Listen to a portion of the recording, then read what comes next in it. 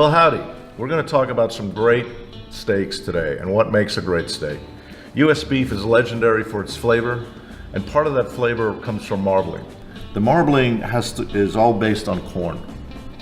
Corn comes across, makes the fat very white, and really helps the steak become superior.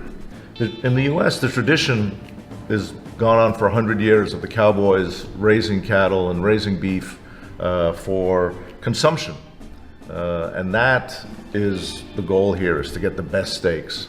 And these cuts I'm looking at today are some undiscovered cuts that are just perfect for a home grilling at a great value.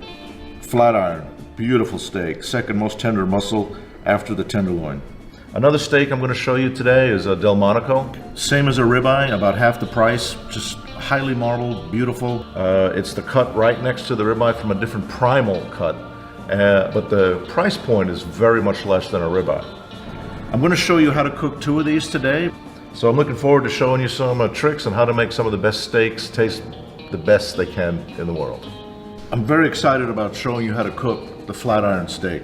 The FlatIron is the second most tender muscle after the tenderloin.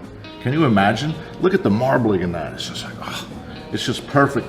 You know what? I often use this as tartare in my restaurant. So beautiful.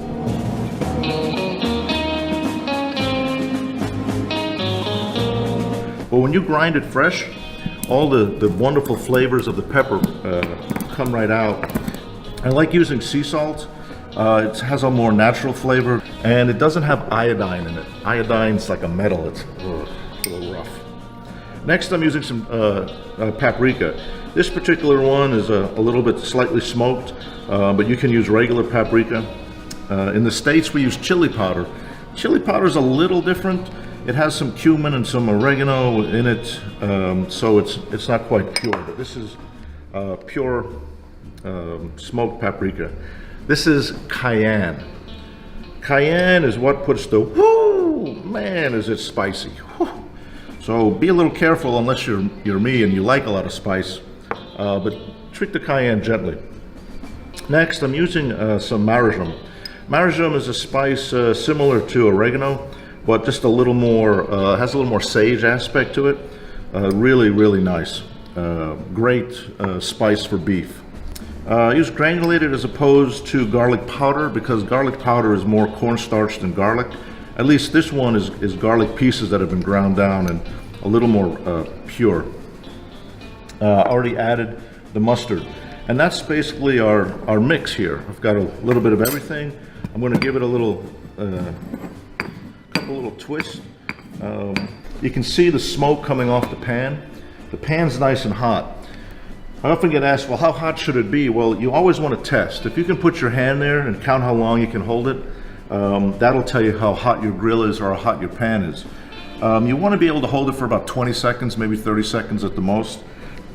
And I'm going to take a little bit of my rosemary here, and I'm going to use it as like a little brush. So here we go. I have the steak. We're going to take our rub. We're going to put the rub on here. And that's it. We're going to do that on both sides. The grill is nice and smoking right now. The oil I put on the steak is going to help the spice stick to it. And here we go. I'm going to shake off the excess. The sizzle is the moisture in the steak, and that sizzle is going to slow down just a little bit. And when I hear that slowing down, that means the caramelization is almost done and it's ready to flip. So when you flip the steak, what you want to do is put it just a little off to the side of where it was originally, because that'll be another hot spot. If you put it on the same spot, that piece is already cool because the energy's left the pan and gone into the steak. This pan is very heavy, very important. You don't want to use a thin aluminum pan, because what happens is this pan holds all the energy, it holds all the heat. So this steak probably weighs, I don't know, maybe 100, 125 grams, and it's not very thick. So I have to be careful about the temperature. The pan needs to be heavy to hold the heat. So as the steak's cooking, the energy can go to the steak. Well, I'm a big believer in medium rare. And the way you find medium rare is, there's a couple of ways of doing it, but the one I love is you take your hand, you touch the little steak, you touch this little muscle here. And when you go like this muscle gets tight. And so that's okay, and that's medium rare. And then that's medium well, and then this is well done. And you can see it's really tough. So again, to get to a medium rare, that's going to be about 115 Fahrenheit, about 46 Celsius. I'm looking forward to getting off camera and eating this steak. I'm not going to lie to you.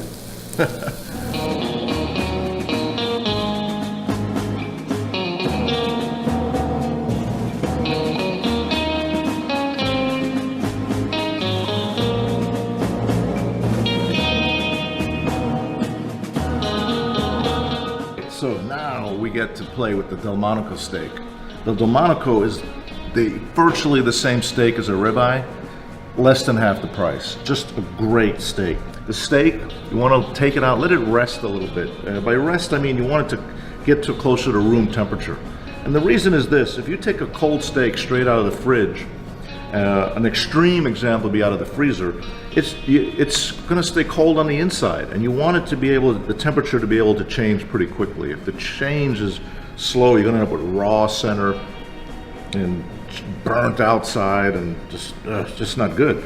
The other trick I'll tell you is when you put string around it, always go at least 3 times, because what will happen is the string will hold on to itself, and then we go boom. Now we have, look at that beautiful steak. And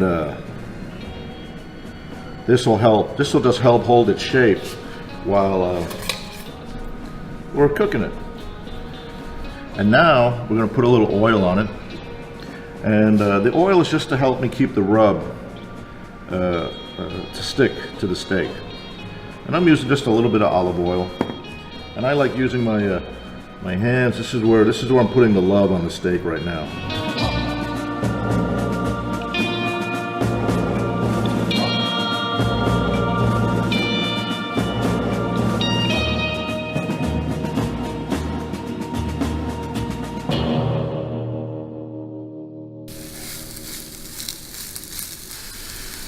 Again, this is a Delmonico.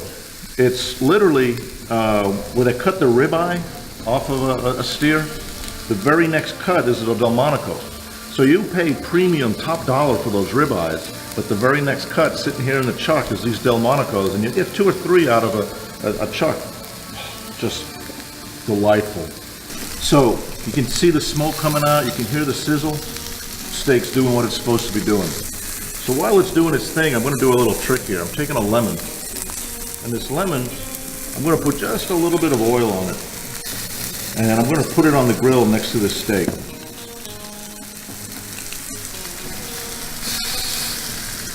The reason why is the acid from the lemon is going to help the steak flavor later, and it's a really great garnish. And it's very important to look for highly marbled meat, because that means it's going to end up being juicier. It's going to have typically more beef flavor. And the legendary U.S. steaks, that's their big difference, is that marbling. It makes all the difference in the world. This is going to be good, really good.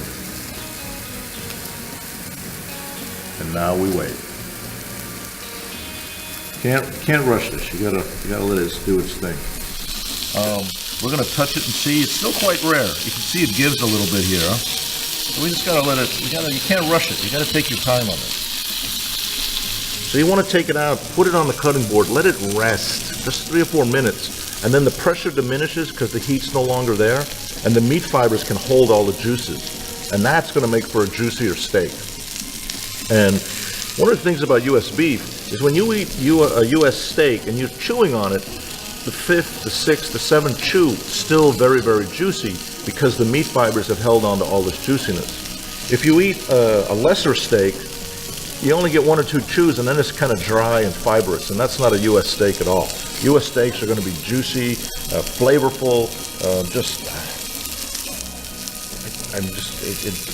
I just want to hug this steak. It's so good right now.